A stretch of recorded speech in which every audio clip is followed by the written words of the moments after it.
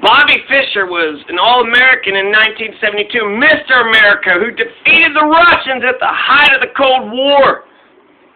Proven once and for all that who's the smartest in the entire world? Is it the, space explorers? Is it this? Is it that? It's America. The fact looking at people against them and Bobby Fischer. Maybe one of them. Maybe. Maybe. Fuck the United States. I'm not afraid of the U.S. They already put me in Japan on prison before on trumped up charges of using drugs. Me, the most clean person when it comes to drugs in the world. They put me in prison for 18 days on trumped up drug charges. I already was tortured in America for 2 days, so I'm used to this kind of stuff, So he mentioned he was tortured in America for 2 days. He was tortured May 26, 1981 at 2 p.m. That's when it began. 1981. He's 9 years. He's still Mr. America. This is, before whatever, Papa Bush and then the Japan arrest. But May 26, 1981, Bobby Fischer was going to get arrested by the Pasadena cops for looking like a bum. Looking like a bum. Because he, was disheveled. He didn't know his exact address at the time. He said, hey, I'll show it to you, but they didn't care. Pasadena, California cops said that if Bobby Fischer wasn't such an asshole, they wouldn't have arrested him to begin with. So that's what he got arrested for, being an asshole, looking like a bum, not knowing his exact address, for not giving them information when he's being arrested and attacked. His handcuffs, they put the handcuffs digging into his skin. They choked him out for 30 seconds by the Pasadena cops to Mr. America, to Bobby Fischer. Because he didn't give him any info. And he'd give them all the basic information, but they just kept repeating themselves. So he was just like, I'm tired of giving you the same. So then he's booked, put into jail. When he's booked, put into jail, they try to freeze him to death. They give him one cold room. It wasn't cold enough. Then they give him another colder room. They tried to kill Bobby Fischer by exposure. This is Pasadena cops torturing Mr. America. Bobby Fischer had to take, off all of his clothes so he's completely stark naked. People could walk by and see him, and they're putting him in that cold room trying to kill him, trying to freeze him to death. So white privilege didn't mean shit to the Pasadena cops in 1981 for Bobby Fischer. Why didn't he have white privilege? Mr. America didn't have white privilege?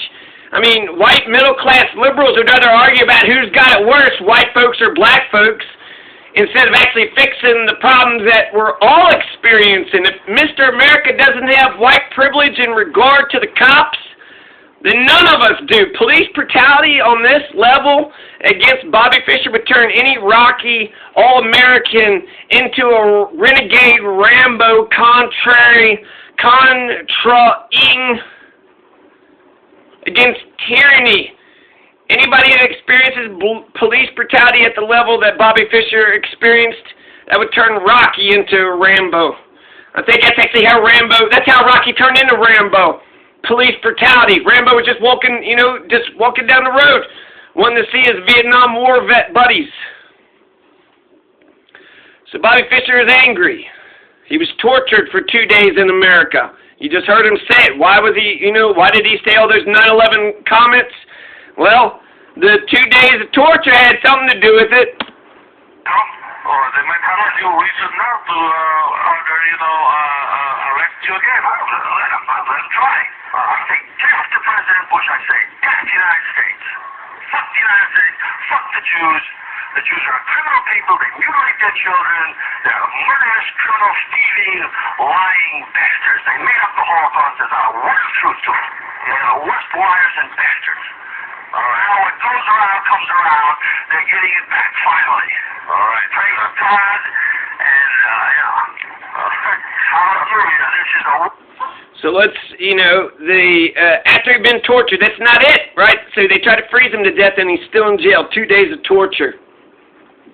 After he'd been tortured in this room for a day, some jailers came in and told him that if Bobby Fischer would talk to them and give them more information, they'd give him his clothes back, and that he was being punished for his attitude, for being an asshole, for his attitude. What crimes are these? They said they couldn't take me down to the court to see the judge until the arrest form had been all filled out. They said the judge wouldn't even see me until then. I reminded them that I had been choked by the neck and I had nothing more to say to them, and that I do my talking to the judge. Mental hospital. They told me they might have to send me to a mental institution for observation. They asked me what year it was, month it was. I easily answered these stupid questions. I told them again and again I wanted to make a phone call. I was refused. I was told, you're not going to make a phone call or see the judge until we get the information we want. Numerous times I was bargained with that they'd give me my clothes back if I'd give them the information they wanted. Starving and freezing, I was denied food for some 24 hours or so straight. I told them they were starving and freezing me to death. And the Pasadena cops, the jailers, they said, die. We hope you do. You could die for all we care.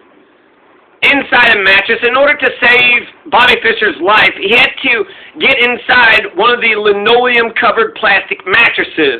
To get out of the cold, to get out of the draft, a jailer looked in through the peephole and asked Bobby Fischer what was he doing inside the mattress. I told him I was trying to get out of the cold. He said I had destroyed prison property by doing so. So I said, what do you want me to do? Quietly freeze to death to make you happy?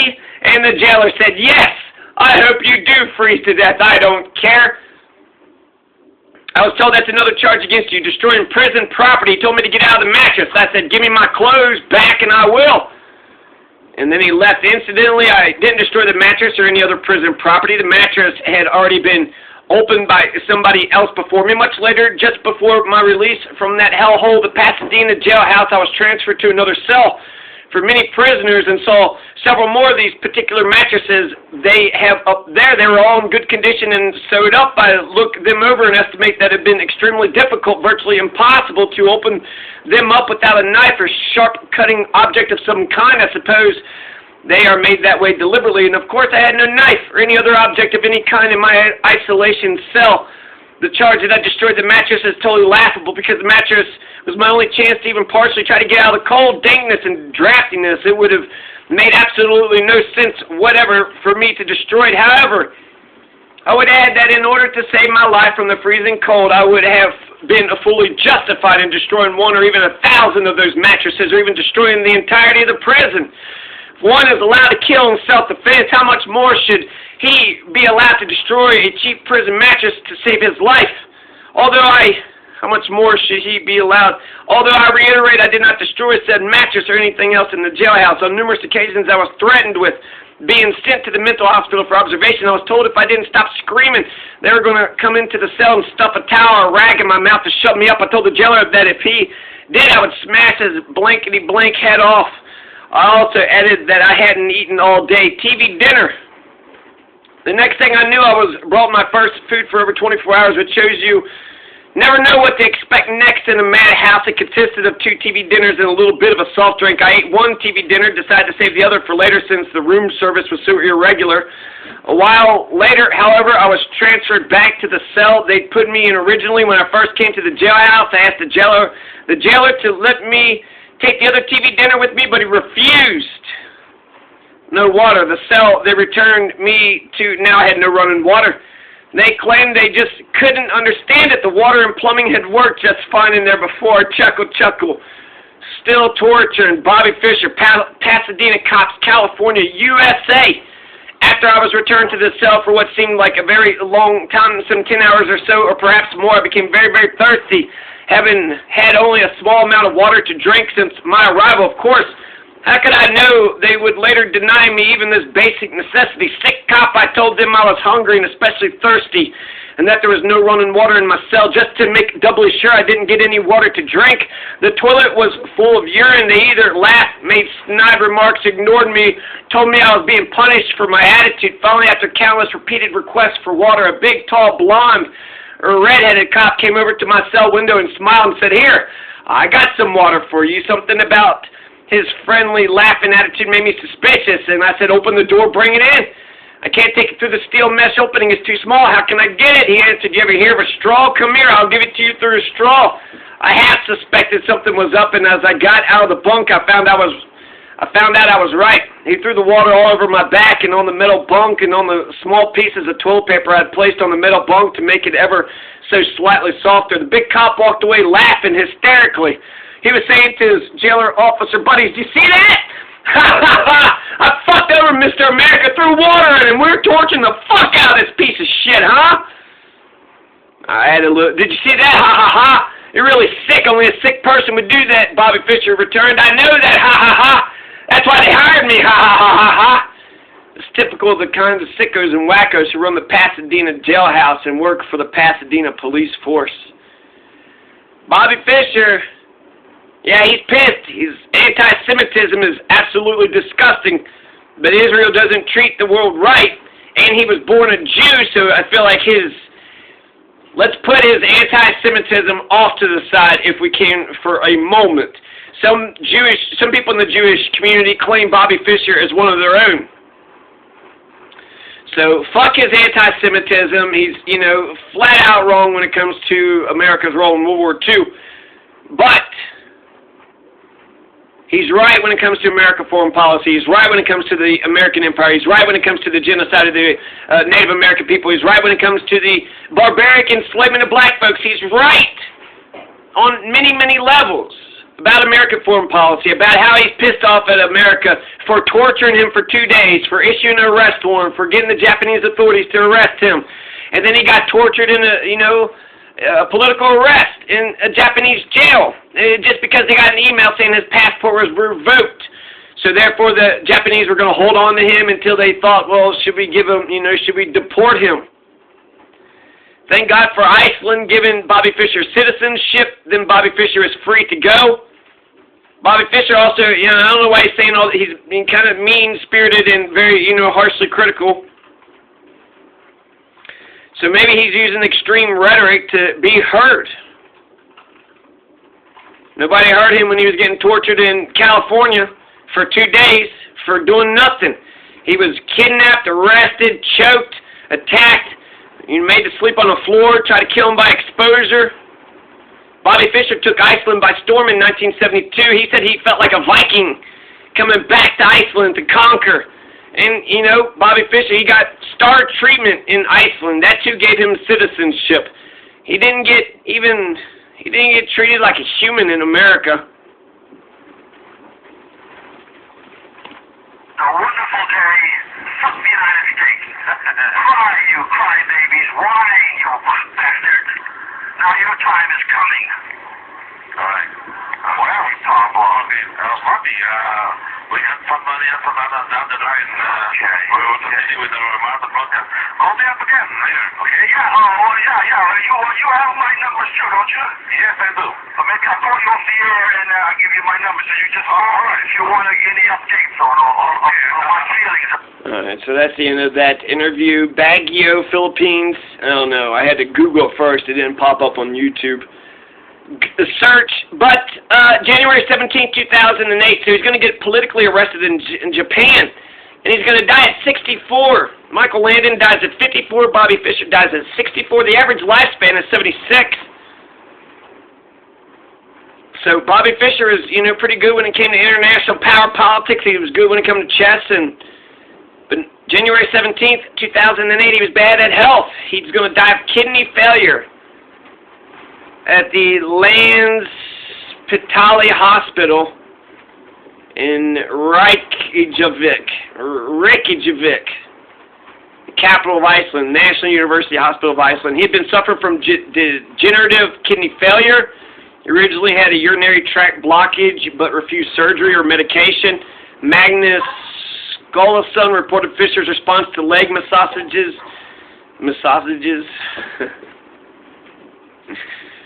Nothing soothes as much as the human touch. We're going to arrest Mr. America in 2004 in Japan, and he's going to die 4 years later. What the fuck? What the fuck is American foreign policy about? He's allowed to be critical. He's allowed to say all the ridiculous, horrible things that's coming out of his mouth. He has a right to be mad. He's got a right to be mean. He's, inaccurate in some things. I don't think he doesn't have a right to, spread lies and fabrication. I think he's pushing rhetoric. He's, coming out of obscurity, and he's trying to make a splash. He, wants people to hear him. And so essentially the main message that I hear out of Bobby Fischer's 9/11 comments was, what goes around comes around. See what the fuck you motherfuckers did to me? Now it's coming back to you. So, you know, I think it's too easy just to say Bobby Fischer's crazy and just to dismiss him all. He's crazy. He's nuts. You think the torture had something to do with it? And is it crazy to be pissed off that you got tortured? So, yeah, that's, his 9/11 comments are, you know, the anti-Semitism is disgusting. I'm hoping, you know, that he's using it for rhetorical flourish or some shit. But, that aside, in the rest of the world's eyes, we do defend Israel, which is a Jewish state. And so, you know, to the rest of the world, they could just call all of us Jews. We're all just a bunch of Jews, and so maybe that's just what Bobby Fischer is saying, the whites of America, all the Jews in America, all the white people. I don't know. Or he's an anti-Semitic piece of shit, and, you know, he just fell off the fucking wagon, and he's an asshole, and fuck him. And his, you know, political opinions. He was, you know, Mr. America in 1972. He got tortured, and it's terrible. Yeah, I mean, I guess, I don't know. I think the Holocaust is real, so him saying that it's not real is him spreading lies. Him saying that the Jewish people need to be executed in America now. When he said pull the empire back, he was right about that. When he said the Native Americans and the Philippines in the 1898 and Spanish American War, he was right about all those things. And then he fucked up when he said World War II, we were wrong in World War II, and then that they should round all the Jews up and exterminate them. The radio interviewer was laughing, so maybe he was just saying it for comedic effect or some shit. But that's fucking gross. That's fucking disgusting. Bobby Fischer's, you know, world chess champion, rock star of chess, put Iceland on the map, put America on the map. The Russians were so much smarter and better at chess, but nope, Bobby Fischer, through his individualistic spirit and strength, was able to defeat the Russian chess machine. And so that's, you know, a legacy they can never take away from him. He's pissed off. His anger seems to be, you know, kind of all over the place. It seems more scorched earth than cruise missile. So he's getting on. Anyways, I don't know. What am I saying?